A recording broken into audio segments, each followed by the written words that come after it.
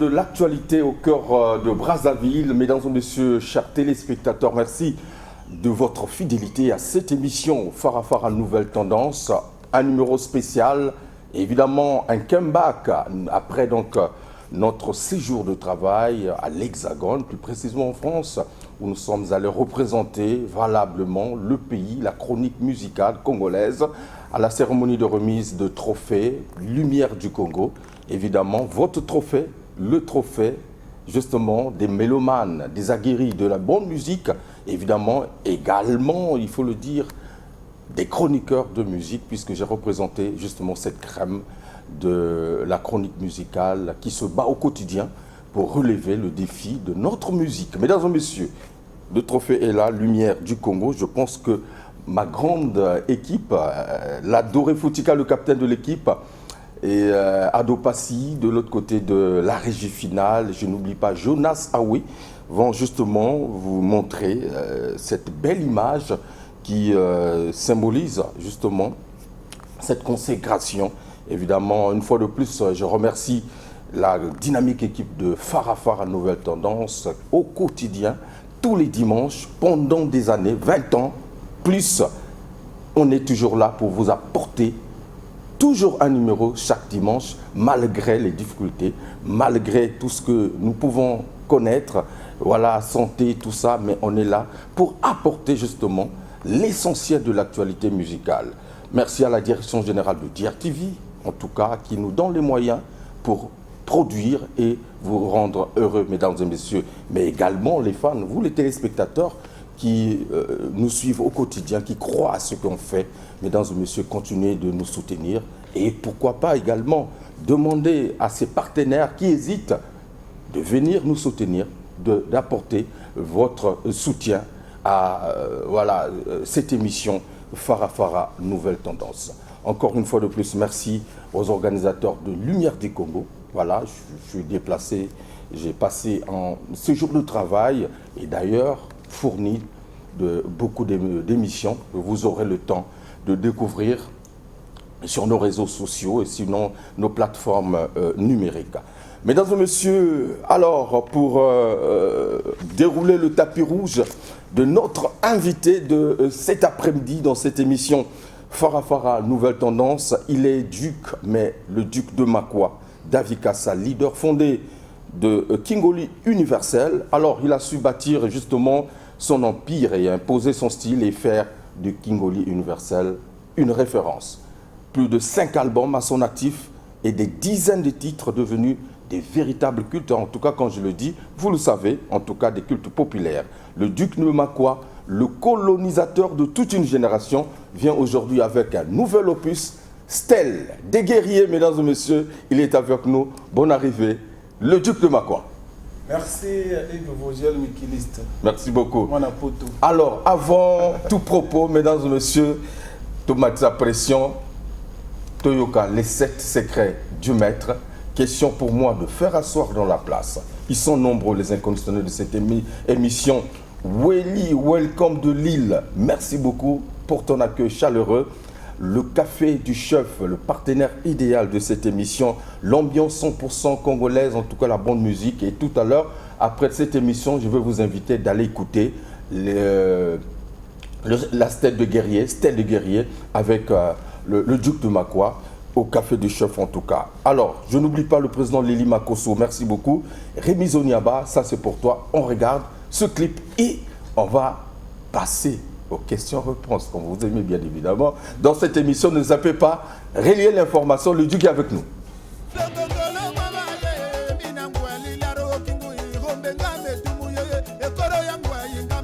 L'efficacité dans la simplicité, maître Emmanuel Itoua.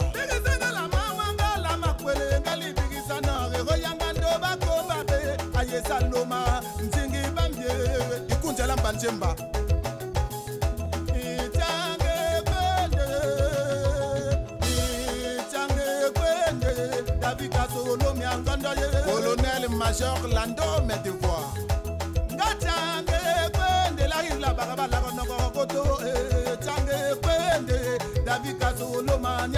Président Dani Funa Moprezo, mon colonel.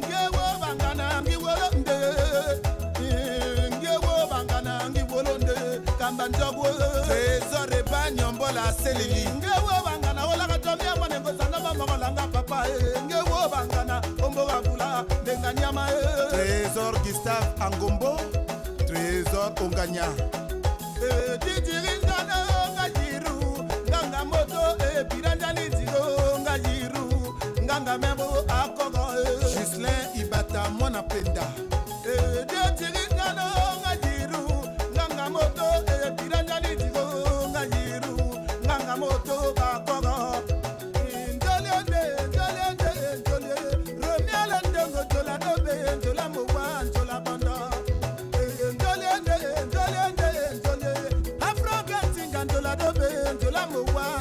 Justingu yaya Kotara yombo ndola dobe ndola mowa ndola bando ndola dobe ndola mowa ndola bando ndola dobe ndola mowa ndola bando Kapuya Kamba le duc de Makwa David Kassa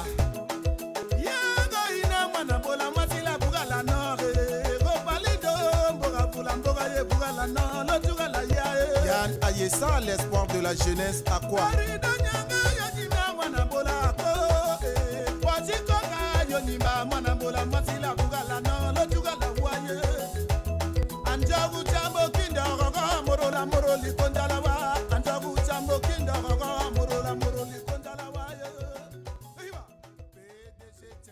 Le duc de Makwa, mesdames et messieurs, est avec nous. Bonne arrivée encore une fois de plus, Stèle des Guerriers.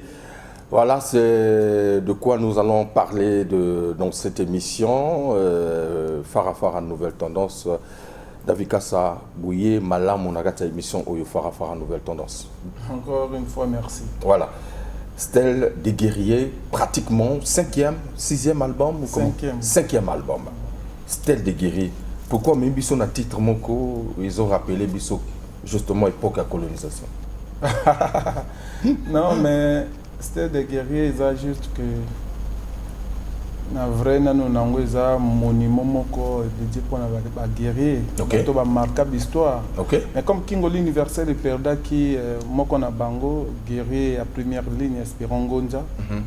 Et là au départ ils ont qui tout juste dédié pour naï. 2 ans déjà au Yakoufi.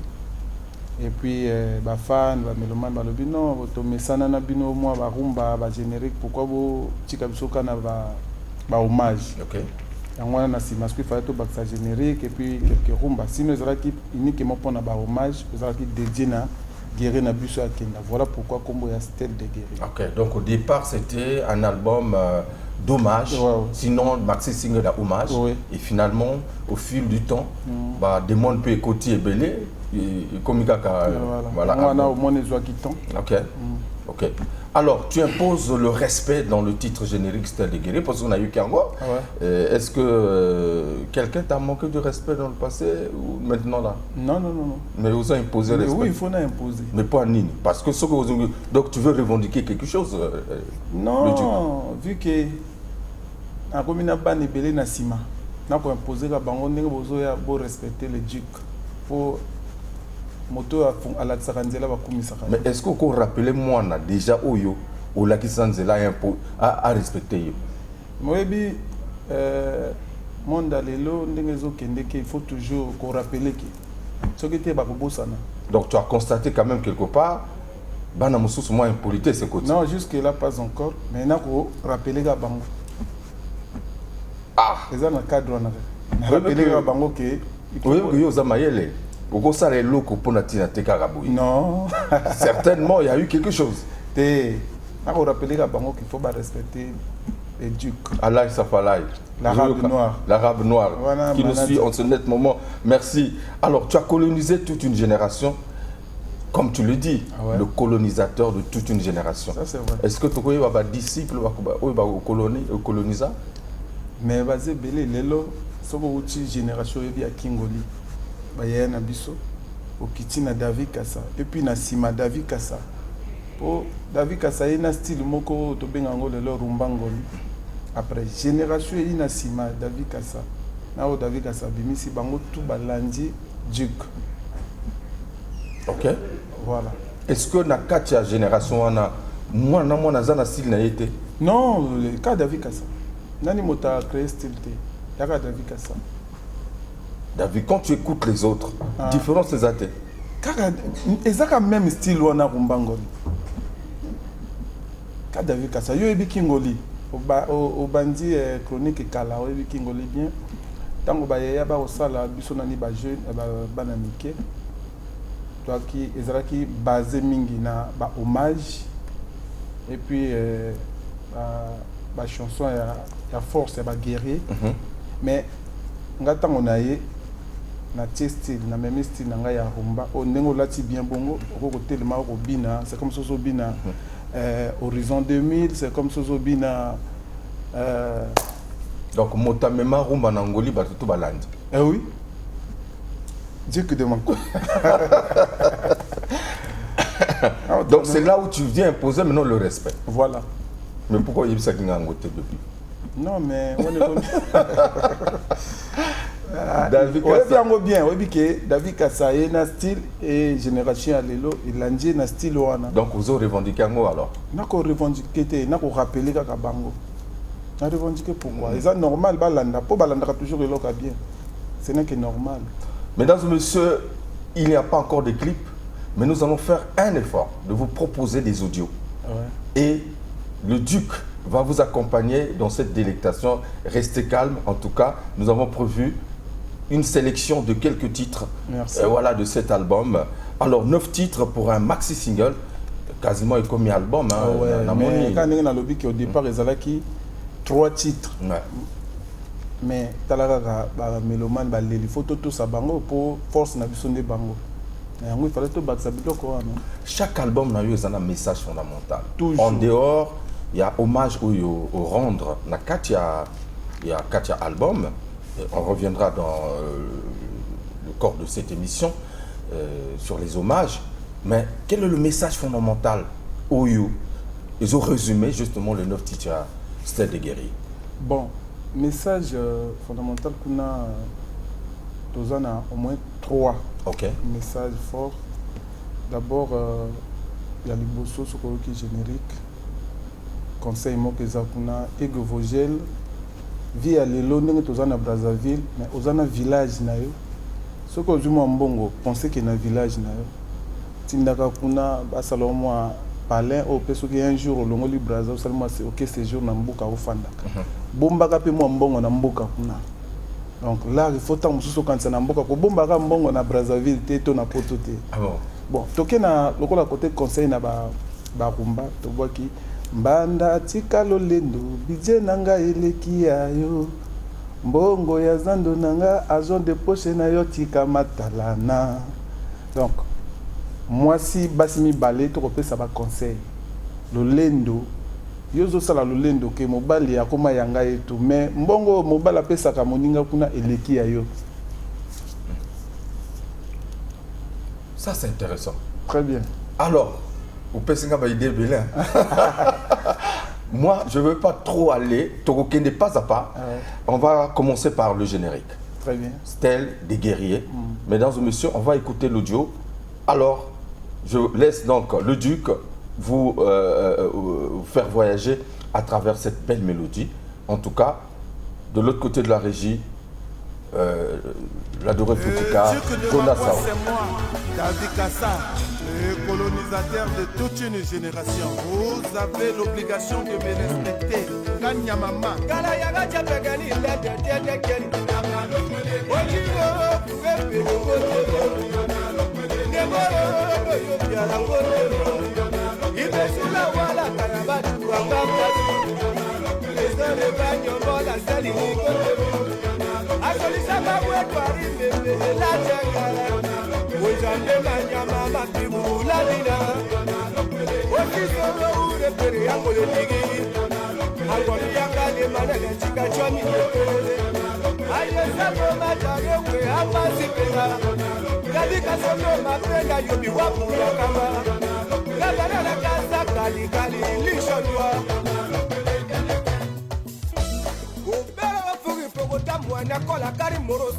Ege Théodore Ikemomana Mbakwana tout.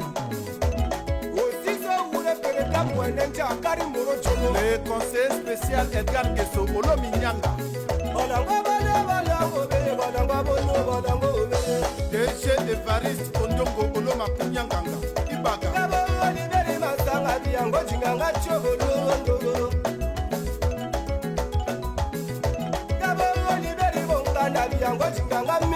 Le colonel-major Innocent Péa, le Maurice de la police congolaise. Momo Morel Okili.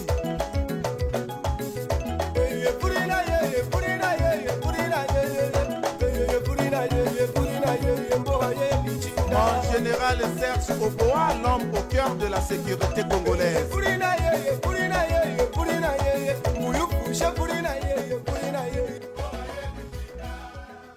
Mesdames et messieurs, allez sur les plateformes juste après cette émission. En tout cas, surfez, écoutez. En tout cas, vous allez aimer. Mais pourquoi avoir choisi lancer un album sans visuel, David Kassa? Est-ce que préférence, stratégie à communication ou voilà quoi? Ouais, ça stratégie à communication. Et puis que bloc en gros, au salon a propres efforts na biso. Ok. Donc là, tu bandit déjà tournage. Donc, pour un premier temps, tu retournes 4 clips. Après, tu vas lancer moko voilà. Donc, tournage avec clip Nani Bandité. Tu bandit déjà. Okay. Ouais. Alors, 5 albums, beaucoup de chansons, je l'ai dit, oyo, comme un culte. Ouais, merci. David Kassa, aujourd'hui, tu as su imposer ton style, ton rythme. Et tu l'as dit, Moto Mema Rumba Nangoli. Ah oui, quand même, Mango. Mais vous l'avez non? Oui, quand même, mon père. Mais naïe bien non, parce que le bango et puis tout le monde. Ton Mema Yango, il faut gérer le moni. Les a peut-être commis Kumisate, mais il faut parfois poser des archives éthiques là. Moni Kingoli, jouer un concert et tout, mais tala na Mema et l'autre moko na lobi. Non, pourquoi quand il ça la maka kota na musique typique et autre? Pourquoi pas na biso? Oh, nazo imba ti micro public et gangi. J'ai animé beaucoup de tes scènes. David Kassa Mota Meme na Kingo. Ouais, na mona engouement public. Non, na yembi na ti micro très bien public et yambi. Ezala au sala matin na Kingo. Mais les lors et comme ko salama. C'est important. Na même Kingoli na ba sala, ba parlement, ba mix de garnison. Ah ouais. À l'époque, beaucoup bolaka na banganda. Non, Kingoli a na banganda et tout veillé. On est ça secrétaire. Na nenga mabetia na ye na lobi non. Pourquoi kaka non faut tout taper le roi baninga. OK. Na même Kingoli na ba sala. Au sali ba salaire. Na longoli ba 1000 francs, ba 500. To matan 5000, 10 000, 25 000, 300 000. C'est fort ce que tu as fait. Ouais, donc ça va innovation. Donc aux hommes mérité monument. Normalement. na côté Duc. Ouais.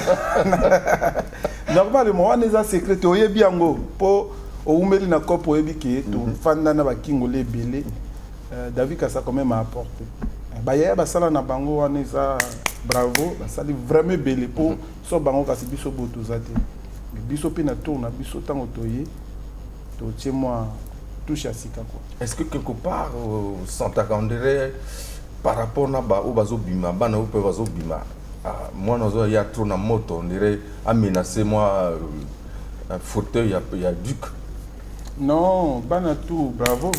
Bazo salam sala na bango bien mais ba ebiki oyo mbiaka oyo pomba ba sakanate o bana ba bimi bazo ya ka c'est bien. Lobby tokotika bango ba place avec l'âge et voilà. OK.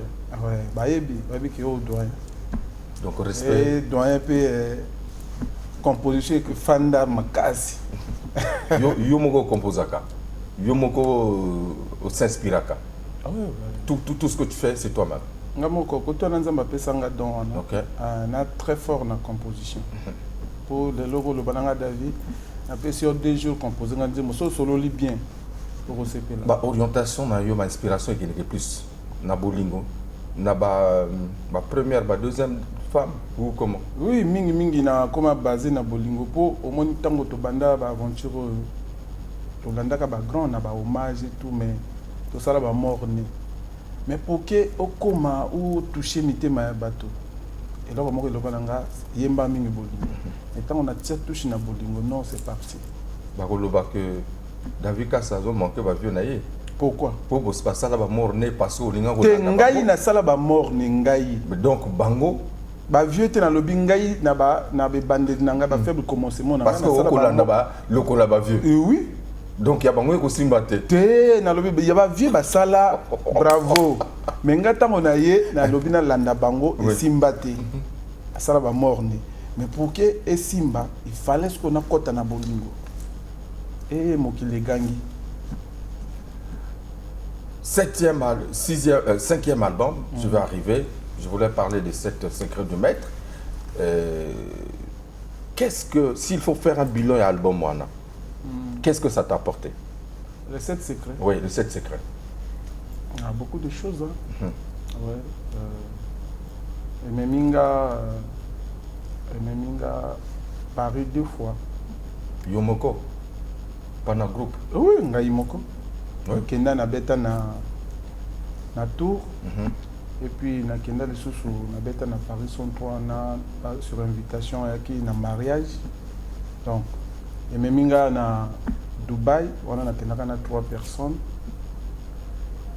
Et en dehors de ça va compter belé niveau national. C'est pas demain que David Kassa va aller avec le groupe pour le niveau là? Oui, bah projet ni salama ba fiche kutu ba binisa déjà mettre au publicité pour il fallait makambe fanda. Moi puis makamango ya poto beaucoup sur la bien mais après vers la fin ils allaient sous makamango te non il faut or kingolo yebi ezelo kangwa suma. Tango ko kende to jeu ke ba showcase wa playback na mona ngo trop yango na loba téléphone kata poko ya obel sangana na ba musicien. Et là, il faut na beta na poto au moins 12 musiciens. D'accord. Na orchestre, on est bien, mais la showcase pour na kingoli comment na ngo bien na kata na ngako. Mais na bundaka toujours na kata ba démarche. Mais ba sollicitation izali oya ko. Eza mesuka kamabe. Pourquoi? Au moninga na za musicien. Ko kende poto bon ceux qui déjà producteur à l'obiner, yo doit charger ba musicien ko futa bango ba vol même bon on a tokozwa ngo puis il y a le salle ba hôtel et tout bon on a doit charge non ce qui vraiment moto ya monani aza capable a du charge à makambo tout logistique tout et biso to ke to salle musa a ko se retrouver en général na poto ouais on ko se retrouver mais kingai na zo une bonne partie ngona au moins 3 personnes on a tanga ba kombo to pe bazana mi kilo ana. Mais après, si bon, soit échange à 5 personnes. Il y en a prêtre, on a prêtre, va foutre un billet. Non, prêtre, à peut-être qu'il y a un tel voyage, il y a un concert à Bengue, à Tiemo, à Loboko, mais pas au comique au Kende. Donc, la charge, il y a un donc, finalement, c'est secret, belé, les gars, quand il y a un voyage avec un musicien. Ils ont vraiment belé. Ils ont vraiment belé. Au moins, il y a un musicien, qui est au Kende, mais après, soit. Il y a la demi tout ça on a Braza oui mais pas na risque on a même na bateau ngamoko déjà na luka na nimbongo après na luka na futa bango ba billet kuna producteur de charge hôtel salle instruments pour dire non et na la fin tu rejoins celle des guerriers na yoki ango na yoki ba voix ya sika ikoti. Est-ce que ça album il y a transition il y a transmission où il y a reconnaissance? Non, au fait, les albums et un groupe. Moi, je sais que la plupart des albums sont single na yemba kanga moko. So que l'album nangé belé na yemba minga moko.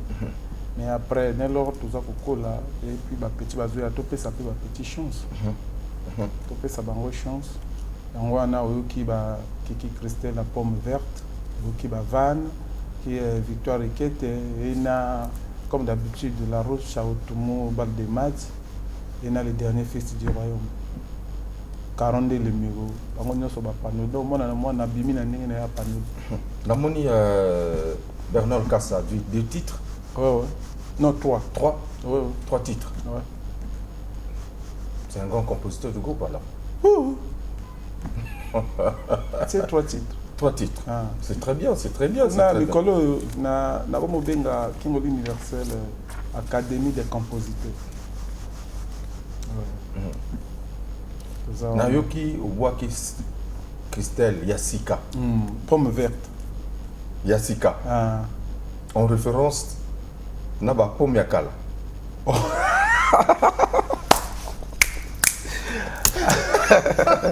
Non, va pas m'acalandé banen. Mais pourquoi il y a le Yassika? Yassika, c'est-à-dire touche à Sika. Touche à Sika. Oyebi banana bimisa. Donc, oyo siko Yassika. Lilo bano. Yo motolobi non? Mais oui, azamuta olobi ango bien Yassika. Yambala liboso yokai. Oui. Ouais. Yassika. Donc, obimisi. Oh. Bon, azana katanzembo yo. Otema Sabo. Otema Sabo. Otema Sabo. Mesdames et messieurs, on va écouter un extrait.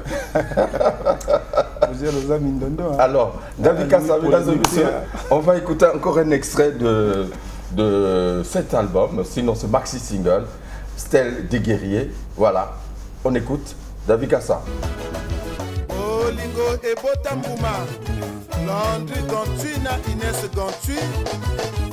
Y'a vrai, y'a ba colère Chancel Ngantu, Yoka Universel. Inès Akeso yote masabo no tingoncholo manomene. Etiki no temo ole kanga tuele bana chechele. Inès yinganga na dombo kakula onganine kilo yinganga na bombo kakula bébé. Yassika Kiki Christelle la pomme verte, la voix qui dérange. Vas-y.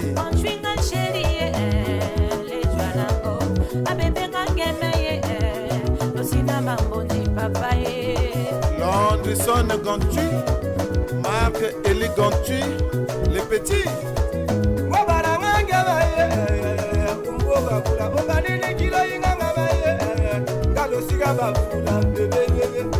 La petite fille Chénaise Gantu, doucement.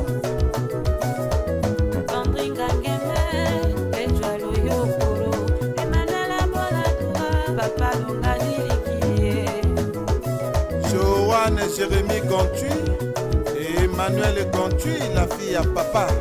Inès Aïnganga la balabala maluango, a bébé nganga Nosina Betou bébé.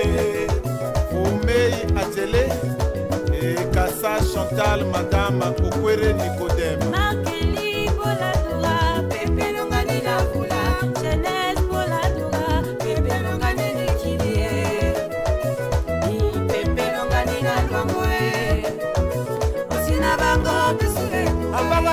Landry, libéra ma corongantui, Osina Betou bébé, let's la lamboji bébé. Djangaye,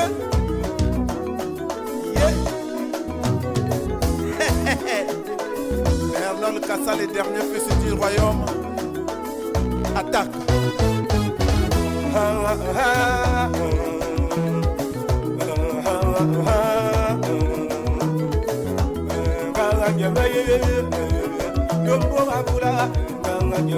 Adela le kaka madame Akanati.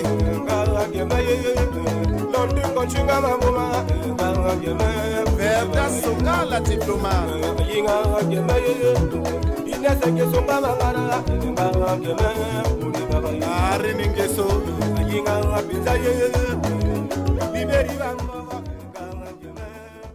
Monsieur, retour après donc cet extrait audio signé David Kassa, justement dans Stèle des guerriers, dans Soyo. Dans mon TikTok, Sibi Makamba. On a hymne national. Ouais. Au Fimboli. Ouais. Au Kangi Kaka. Somoto. Ah. Namoni ba petit bango tout. Ah, mais tu as lancé challenge, moi, Bourmoko, meilleur à cause de 150 000, le deuxième a joué 75 000. Pour t'encourager, accompagner personne à Kopango. Merci beaucoup. Donald Goma Oyuki. Donc, j'espère que le message est passé en tout cas. Alors, David Kassa, aux autres petits cabissons, suspense. les gens voulaient justement avoir quand même les images, les clips, parce que là... Ezoya, tu bâtis le tournage. Voilà. Là-dedans, il y a aussi Cérol qui a participé, non? Non. Mais à la fin, c'était qui là? À la fin de... Yanzemo Oyo. Non. Awa, Ezakaka. David Bernard Kassa. Ah, c'est Bernard Kassa. Christelle qui la pomme verte. Ok. La Roche Automobile de Match. Et puis David Kassa. D'accord. Christelle, ah? Ou Dieu Christelle. Aïe, quand Moussala va recruter, il y a combien Moussala? Ah, où tu as bouillé, il y a Moussala. Oh. Aïe, bon, on a intégré. Donc, on lance peu. Oui. On a mis au PC avant. Pour mon niveau, Kango. Comme on peut s'appeler sur moi, bon, est-ce qu'on est pour nous, Luka, on a visibilité, pour zonga, au bibo que nous créons, non, naïe pour la salle. Ok, yango to pesi na moi et là comme quoi mouké. Avec le temps, on va voir si ton monité ça va. Après, tu peux ça et tu ça là. Et là quoi spécial naïe, donc on a gagné na bimisa baninga et puis c'est parti. Bana to bimisa, bazo évolue na bango bien. Oui, très bien. Elles verront Ndinga Oebi, la diva, les fierté monnaie pour la musique traditionnelle. Et puis fierté pour la David Kassa, Reine Makwa, Ngongo la Lyon. Fierté monnaie pour la musique traditionnelle moderne. Fierté pour la David Kassa, Yoebi. Très bien. Ouais. Robin Sagabassi. Mais talaka na c'est penchant mingi na bolingo. Yango comment bimisa sous Christelle? Oui, Christelle na la roche oyebi oh to yemba na yela yela. Hein, ozo féminiser Kingoli quoi. Mais il fallait kaka papa, il fallait kaka to pesa ngugu valeur wana bon. OK. Lelo comme partout hein. C'est ouais. Très bien. Est-ce que ça m'a bien? Faut mériter monument. Je peux encaisser un but, certes, mais je ne perds jamais le match. Malobatu yango. Bon, Naba album précédent, tu as soutenu les premières et les deuxièmes femmes. C'est vrai, non? Oui, oui, normal. Maintenant, Awa. Est-ce que Bissou me bat le côté de Bissou? Tout négliger Bissou. Comment qu'on néglige? Olobi nini mbanda na kati mbanda lini siso mbanda yo mbanda osala matalana mais eloko ezate wana nana zolo première to deuxième femme oyebi oyebi lelo basi mingi to biso to atokoma beaucoup plus concentré na ba filtre ozui téléphone filtre osali ya bien tango ozomona ye na vidéo oh vrai chéri mais kutana na ye en face. Est-ce que moto na mona qui est vraiment mais azalana matalana le qu'on a poche ezate tissage to perruque kuna eza ya manyuka yango na mbanda pa lobine yo matalana pamba na ba réseaux sociaux mais na face aux faux chéri et puis tous na eloko ezalaka te tika lolindo voilà on a combat ya bambanda ngate maintenant na kati wana nana zoloba. C'est la deuxième et au première. Bambanami balé bazo swana. Donc, oh, mobile appelle ça rambongo bien ni azo le bana moningo azana large. Oh, c'est normal. Entre les deux, moko toujours azalaka favori. Au mobile appelle ça moins que les. Ezalaka ndengona. Ouais. Ngana yibaka te. Te ezalaka ndengona. Pourquoi qu'on paie ça bango tout oh, c'est vrai. 100 000 au paie 100 000. Donc, on a so paie 100 000. De l'autre côté, on peut ça soit 50 ou 40. Mais pourquoi bongo? Et ça naturel. Ah. Yo ebi bien. Tu n'as yo la semblote. David Kassa, au service de révélation. Te oyebi. Non, ngana oyeba. Oyebi. Yo yembi ango donc vivre ango. Oyebi. David donc yo vivre ango. Tu m'as dit que tout ce que tu écris est ça yomo. Ngama moto na sala bana. Donc les gars peuvent avec ta pona. Et ça naturel, ngaïté, ça naturel. Alors, c'est très intéressant, mesdames et messieurs, dans cette émission. Je vais encore écouter. Yoka, moi, moké, il y a Banda. Après, on va continuer, mesdames et messieurs. Tout calmer entraînement. On écoute un peu Man, s'il vous plaît.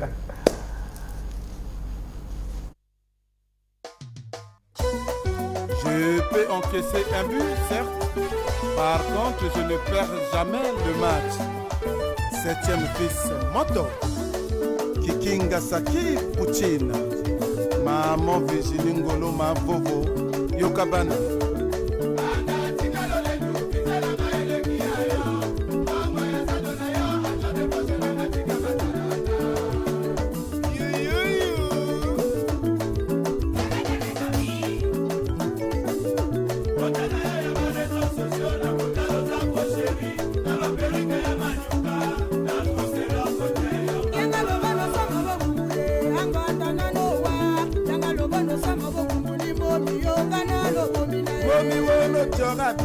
Nebora no tefese momi wono kanya bia hobora neboro gi ure bandaye nari mero pitale yo to bisabia tole lega onari mero pitale yo kana bia tole lega no tano tikalo le du tikala kaile bia yo mama ya sadona yo atole bosela na tikala oye momanga mi bero to minambana oye Ibero tongina ndumba bakulango amo mi buranye shobia kolonele amo mi ngawono saletia mo osama bobo manga muru kolonele jesi bakula bikanikisa amo osamo mi suye bo manga muru buranye lobia amo yogo yinga kurano tugananya kolonele rasaka no mission kawana iza okay mbanda mi balé okoswana mbana lobi na moninga mandaki tika mindondo tika bimbokela na mobali po yo moto bota ete okosala ezwa yo bota ye après balé na la finte aza mobali donc moto to akokozwa. C'est un champ beaucoup exploité na Kingoli, mais qu'ils ont la même, il y a des anciens, même Bino, parce que je me rappelle aussi, excellent, avait chanté Mbanda. Mbanda Kosalanga Minen était une autre. Voilà. Là, il y a un fingité, il y a un débat, il y a Basmi Balé, moi, le Bino, il y a un motobotaï à Probalé. Mais à Fingi quand même, tant que le bac, Périk Naye, ils ont Manyuka. Est-ce que c'est normal? À rappeler Kakaye. Quel péri qu'on l'a trouvé, péri comme comment chéri bien moi, les années 45 000, 70 000, 90 000, 100 000, 125 000 pour te sommes quand te vivre à prion. Est-ce que musique nayo ndengezo le kawana ceux qui écoutent le makwa bako yukango vraiment sans être sans problème, voilà quoi, frustré ou comment même au Bana sans problème. Voilà, Boger Bilay, on a déjà ndako na bana. Donc tant on a ça la musique, on a composé nzembo, il faut loko moko motakoyo kazana bana na ye après c'est génété. Contenu ça bien, celui na kena bolingo ça normal, bokoyo ka normal. Na kena ambiance ça normal, na kena kolila normal. Ouais. L'album Stade des guerriers, tu as pris du temps pour travailler cet album. Merci. Est-ce qu'on peut dire que c'est vraiment l'album mature pour Nayo, la carrière Nayo? Puisque 5 doigts, c'est quand même l'accomplissement de la main. Oui, 5 doigts et puis sans compter single. Mais, oui, Ngamoko, et ça, le titre est belé. Mais tant que le Banangaï, David, quelle Nayo Moko, meilleure chanson des années. Dans la terre, mesure à peu près sa réponse. C'est le cas, on a posé depuis sorti album. Il y a Maxi Single. Quel est le titre qui est beaucoup sollicité dans les réseaux sociaux? Otema Sak. Otema. Parce que tu as accompagné la danse ou pas ou et la danse, ouais, voilà, c'est ça. Malobazan et Maloba, Balalina danse et puis Mokileke et Zui. Très parti. Ils ont hymne national, tout bien hymne national. Quand ils ont signé la dernière fils, et les gars dans le labo, après, depuis le 21 juin, l'album est sur le terrain. Est-ce que réellement par rapport à la stream, est-ce qu'ils ont quand même bien? Oui, ils ont bien. Ils ont bien. Ils ont très bien. Très bien, vraiment. Merci, les sous-mélomane partout, Boza.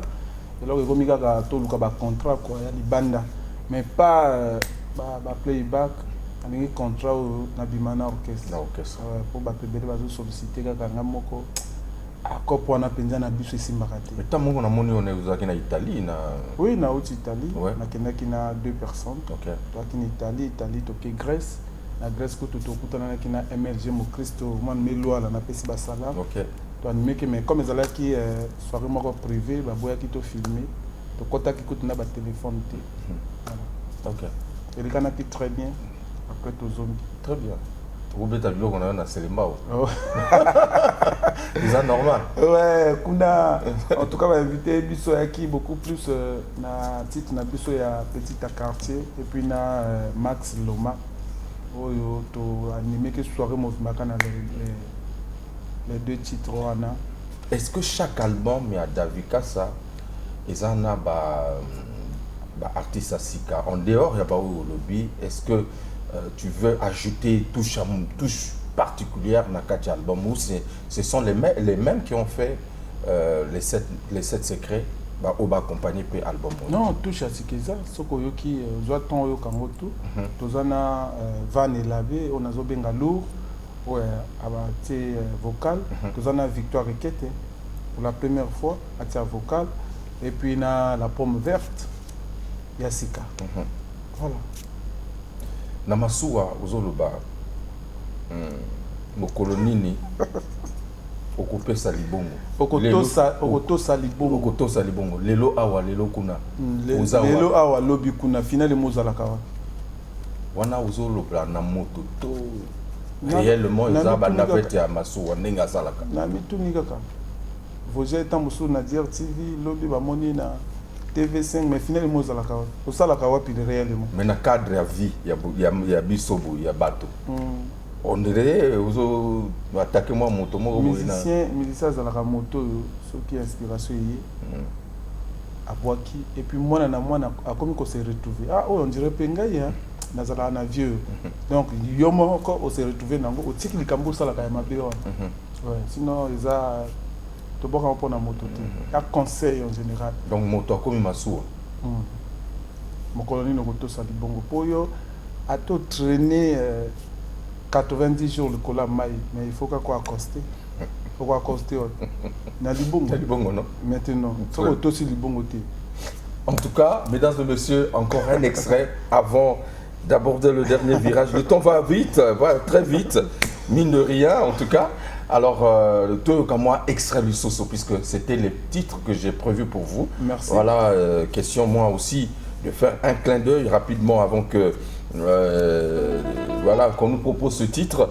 Un clin d'œil à Harold Mwambiko. Harold Mwambiko, salut à toi à Paris, mon frère, toujours au maximum. Je n'oublie pas, mesdames et messieurs, de faire un clin d'œil à un frère qui est toujours resté. Lui, c'est le père Boris Lid. Le père Boris Lid.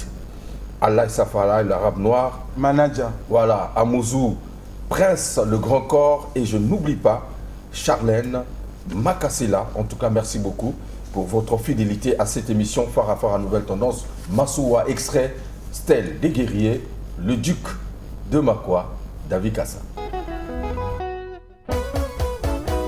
Lelo awa lobi kuna. Finalement, ozalaka wapie. Belou.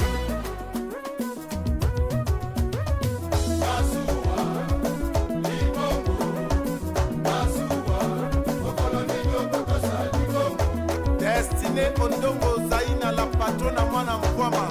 Yoka biso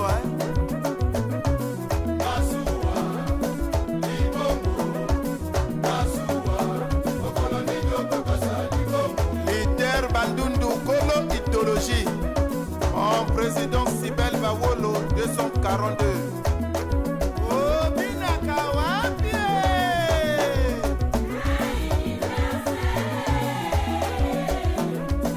Anga oh. Nana Elenga Bengelanga Meti Olange.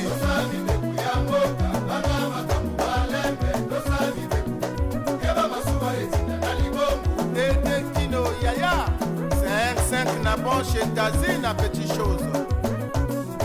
Olvina Eloka, Laine Rouge. Bénicia Nyamba, 3 fois patronne. Yato Mayakasi.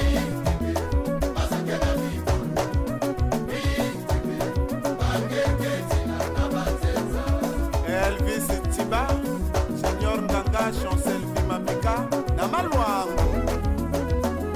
Maman Inès Nguesso, Nabeka Kayemer Social. Merci, mesdames et messieurs. Retour, c'est des extraits en tout cas. Ça leur donne de l'appétit auditif. En tout cas, c'est bien. On a envie d'écouter, mais bon, voilà. Et là, tu es à Pointe-Noire. C'est très bien. Surtout que Kolapé n'a Malo. Voilà, donc un clin d'œil à tous nos amis pontonégrins qui nous regardent en direct de cette émission, en tout cas. Et David Kassa, le duc de Makwa, l'album depuis la sortie le 21, ça vraiment, j'ai vu des streams, c'est très bien, félicitations encore une fois de plus. Merci. Et alors, on a eu qu'un album tout est, mais est-ce que Naïbi, que tu es toujours resté authentique dans les valeurs traditionnelles, et puis est-ce que il y a eu quand même, bon, moi clin d'œil, moi Jean Mossoussou, voilà quoi, où tu es resté à quoi? Je suis resté à quoi? Mais sauf que na Massoua, Oyoki, to Yembi na Dingala, to Yembi na Kituba, et puis na Kilari, puis na Kati. Très bien. Il y a moi touche à ces cas. C'est très bien, ouais. C'est une façon, mais c'est très bien. Moi, je pense que le public, il est universel. Au Bayoka la musique Nabiso, il faut comprendre le message au Yozo le bas. C'est très bien, c'est très bien. Alors donc les clips vont arriver comme je vois ici, mais le clip est donc David Kassa Ndeni na voté Biso Boui. Oui, na Katiote. Biso pendant tout ça la clip et demandé que plus près de 2 millions la clip Moko. Ouais, pourquoi il faut qu'on l'a ça musicien. Il faut un réalisateur et tout, c'est pas du gâteau. Donc il y a moi ils ont temps. Sur les ala 200 000, 500 000 non, c'est le même jour tout ça là. Mais quand le budget est monnaie, il y a moi toujours temps nango. Mais awa to bandi, to retourner pour un premier temps 4 clips et puis to bandi qu'on lancer moko. Qui a produit l'album? Kingoli Universel. C'est très fort. Il y a un producteur qui est fort, il y a Kies Nabiso. Et puis produire album. Après la sortie à Stèle des Guerriers, quel est justement voilà, le défi de David Kassa maintenant, en dehors des clips qui arrivent? Est-ce que il y a des grands projets autres qui sont en gestation? Projet ça, toujours là, si ça n'a les 4 clips pour tout bandit. Après tu retiens date pour la présentation officielle de l'album. Awa tout nani bato ba yo kaba maîtriser la parole na ba danse auto robinsa na ba clip après tout date tu rejoins à Brazzaville tu rejoins à Pointe-Noire et si occasion pesami tu rekenepe na nord to jeuna maintenant on a libanda mboka et comme ka force na ba producteur ndenge tozo luka na ba sponsor ce qui est producteur à monani to ke obeta na Bataclan wana et ça la biso bien Kingoli Universel na Bataclan. En tout cas, producteur était à Kolilambon. Ça sera une première, je pense que c'est une bonne affaire. Ouais. C'est autre chose, quoi. C'est autre chose sur la place de Paris. Ouais, on va découvrir. Le producteur, Kingoli Universel, na Bataclan, au Casino de Paris, au Gonyonga Mbongote. Mais le producteur a belé comme un coopérant. Tout ça, la boyozo, la charge, la boyozo, on a prête, mon Armée Dongo Zidane. Le producteur a donc compté les sous na. Ouais, Zizou Zidane, le prince de Mbaya. Bon, on a demandé à vie est-ce que ça projet à vie. Vie a vu que petit a voyagé dans Bandoulis, a côté le beau qu'on a n'engagé mais pas qu'on a qu'un levé, mais à mon déjà Hugues Vogel présente, mais après on a que le là-dessus sur foot à bien, il y a pas musicien comment faute. Na bima aventuré. Et on a boire comme Makamboana. Déjà au moins 3-4 fois, un projet anglais aussi mbakate, mais tout ça toujours la recherche à producteur à Romonana, Tokyo Betana Panama. J'étais à Paris récemment et ton fils Serol Kassa qui a joué, voilà. Et puis il y a aussi eu le concert de la reine Makwa. Voilà. À l'esplanade. Voilà, au Bazobenga Jardin à Doha. Maintenant, je ne sais pas quelle est la note quand tu regardes un peu Bana Oyo Bimisi. Sinon, Bana Oyo Bazan à l'école, il y a Kingoli. Bazo, mais ma mouvement, il y a Kingoli, quoi. Musika, justement.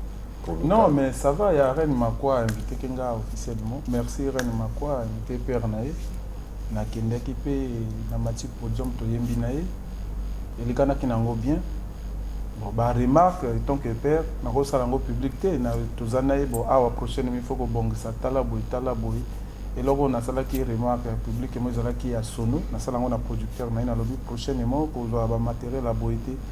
O eza on dirait que diminuer reine vu combo a comme nango o doit matos aboyer eza et puis un lieu public ouais. Bon les restes wana on tout biso mi balé pour à moi to solo la kanaï très bien prochainement boité ko ça la boité maintenant il y a Cérol bravo na poto eza honneur pour na d'abord son premier concert à l'international aussitôt sorti aussitôt concert à l'international honneur pour na combo ya Kassa honneur pour na Kingoli honneur pour na ba congolais nyonso bravo. Ok, c'est très bien. Je sais que le Duc a toujours été réconciliant parce que tu es là sur ton fauteuil. C'est très bien.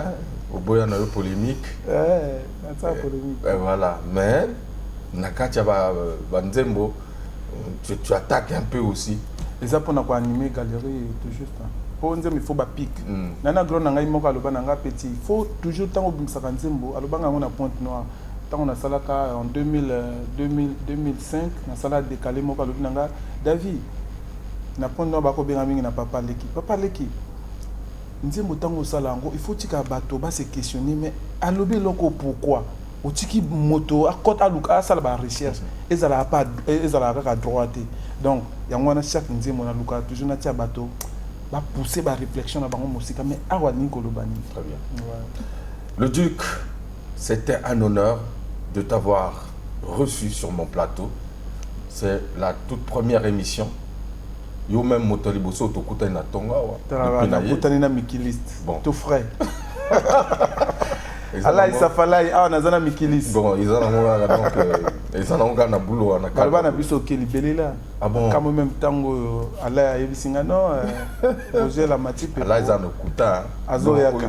Donc on a été non, il m'a tapé une info que nous on a qu'à taper pas Zoya. Bon, voilà. Sinon, tu as déjà qui est ok pour le bon. Non. On va les sauter. Tu as terrain, il y a un beau côté. Ouais, on doit toujours travailler pour le pays.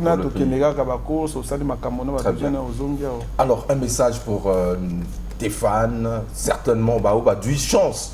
Il y a des extraits audio te proposer. Moi, en tout cas, tu m'as laissé dans ma soif. En tout cas, je pense que c'est magnifique. Et voilà, un message certainement. Bon, public. Le message est que Mélomane a besoin de Kingoli Universal et bonne musique. Guerrière. Merci na Mélomane. Nous avons soutenir pour accompagner disque Nabino Terre des guerriers. En tout cas, Boyo Kango avec modération. Ils ont makambe belé na kati ba conseil belé na kati et nous avons préparé Bino awa to na kati ba tournage déjà. Après, tu as annoncé une date, il y a présentation officielle. Il y a pas là qui est à Brazzaville, Pointe-Noire. Tu as demandé que c'est un sponsor, un producteur. Bon, il produire biso nami qui je dois que charge na 100%. Tu as Betty, mais pas ba showcase, tu as playback. On a Kingoli, ils ont trop bien été pour Kingoli. Et merci na fan club David Kassa, les guerriers de Pointe-Noire, tout boyamba basalam, tozawana toi toujours na besoin ya soutien na bino. Allah isafalai bana potonyo so basalam na bino. Boyoka album, bo consommer album. Pour force na biso de bino. Très bien. Pour consommer avec modération. Florie Rodo aussi, Patrick Contal, le coordonnateur général des programmes Cœur de Méli, Lebo Ndinga Oba, Ludovic Ikani, Maître Coms, merci beaucoup Maître Coms, Maître Pekos Ndinga. Alors, pour cet après-midi, vous avez la chance d'aller vous amuser avec la légende Roga Roga à Kétélé. Sinon, de l'autre côté de Mayanga, il y a Gustavi qui va jouer. Et vraiment, mais voilà, donc avec Zebira avec les jumeaux service, petit Nangana Okolissa, voilà, jumeaux service avec le président Bacon Service. Mais entre-temps, le 1er août à Pointe-Noire, la sortie officielle de Plugin signé Capricorn. Mesdames et messieurs, vas-y. Ouais, Mélomane, surtout TikToker, pour lancer challenge Mokuna, ils en ont pris à 150 000 pour un gagnant. Okay. Et puis il y a 75 000, il y a deuxième. Donc, il y a la meilleure challenge. N'importe quel nzembo il y a stade de guerre. Au Binika, il y a na compte na TikTok, biso toza ko sélectionner et toko sélectionner les 2 premiers.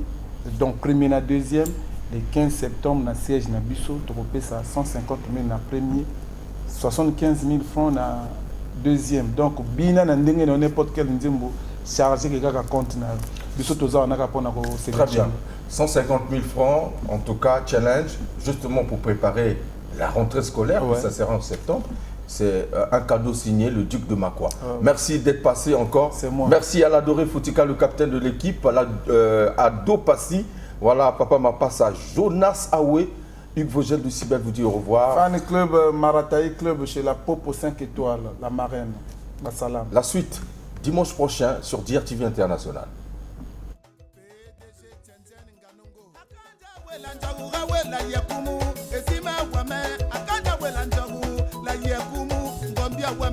Son Excellence Serge Mambouli Mokondi.